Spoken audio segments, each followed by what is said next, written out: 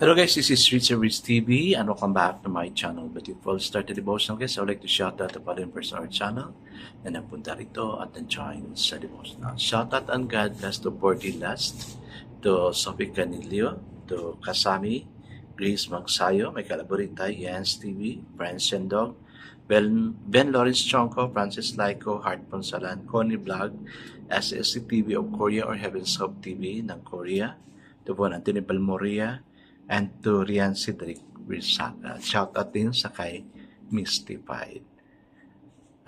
Shout out na rin sa hindi nakisabay na manood sa devotional but still napunta pa rin dito para manood at makinig sa devotional. God bless us all guys.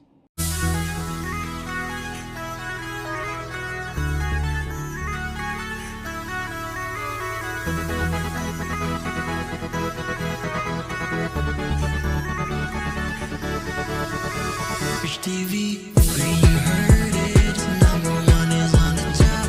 Good advice is they'll never stop. Rich TV, where you heard it, number one is on the top.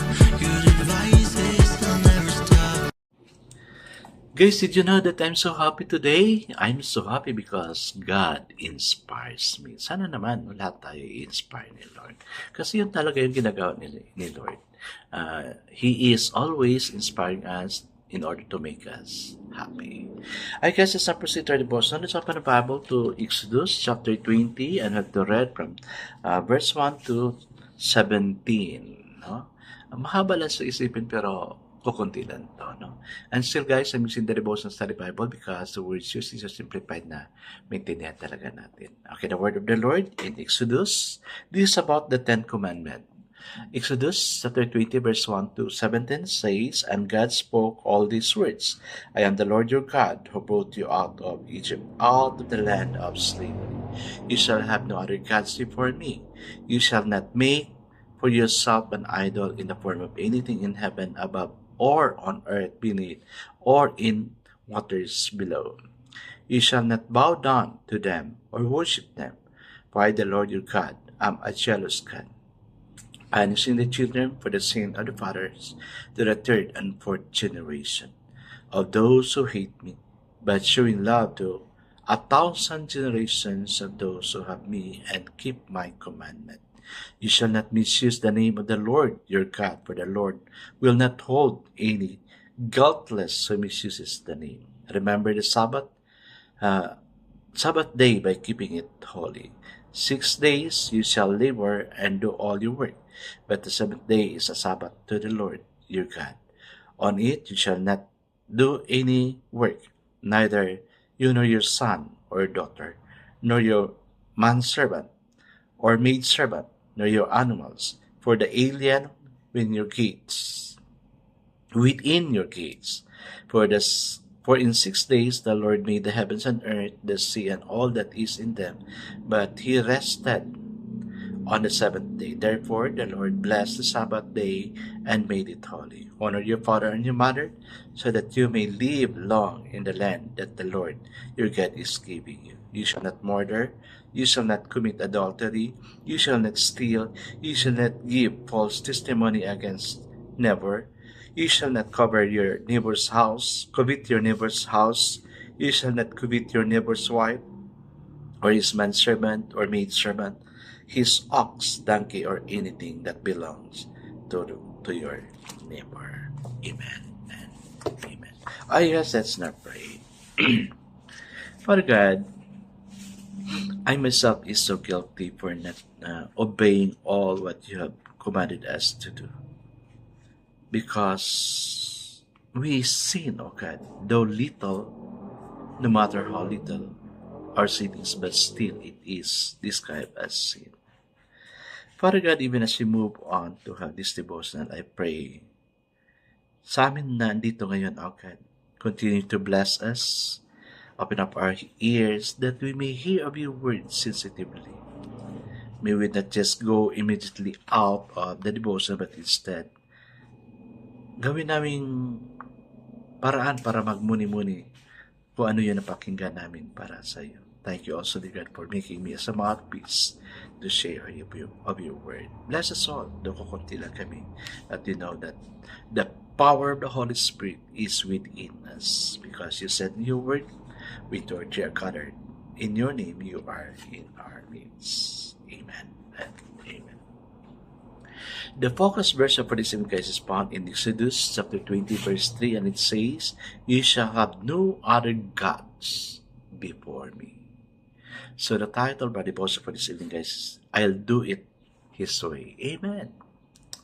Words from a well-known song, "I Did It My Way." I did it my way. Yabag. Appeal to our desire to carve out a life of independence and self-reliance. I think of the song each time I review the Ten Commandments. The Lord gave us the commandments so that we could do it His way. Yeah, that's true. His way, not my way or not our ways. There is no other way that really works. We don't just break the commandments, we break ourselves on them when we sidestep the Lord's ordained plan for living. The commandments are like natural law. They are principles by which we are able to realize the purpose for which we were created.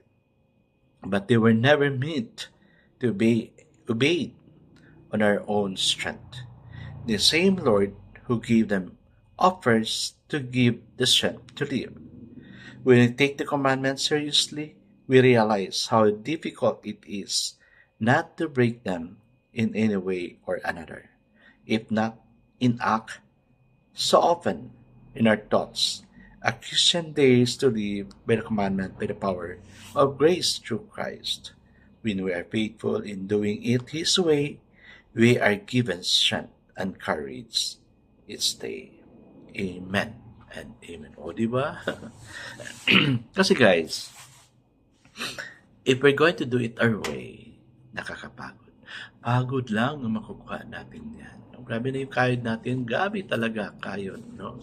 Hanap para lang maka ng pera. No? But, sabi ni Lord, I'll do it my way. No? Diba? Yung kanta, o nga naman, ang dami pa namang nagkagusto ng kanta na niyan. Sige, bear it. Pero, did you realize the song? Maganda nga siyang kantahin, pero you are just proclaiming na kaya mo, pero kaya mo ba talaga gawin ang lahat-lahat na gusto mo? Parang hindi. Kaya guys, no, sabi dito, sa title pa lang, I'll do it His way. Dapat gawin natin yung ways in God's ways, not our ways. And the most of it, hindi natin kaya lahat. So, let's ask help from God. Let's ask help from God. Yes, I'm so inspired today. Kaya nga naka-smile ako because God inspires me. It is not me myself that inspires myself, but it's God who inspires me. Sabi niya dito, no? You shall not have any other God before me. I guess let's not pray. Father, thank you that with Christ's love and power, I'll do it His way or will do it His way. Amen and amen. Yes, guys, huwag ka na magpakapagod. God did it for you, so we'll do it His way. God bless us always because I know that all of this is 10 times better. This is again Rich TV. Kita-kita tayo ulit sa muli. Paalam!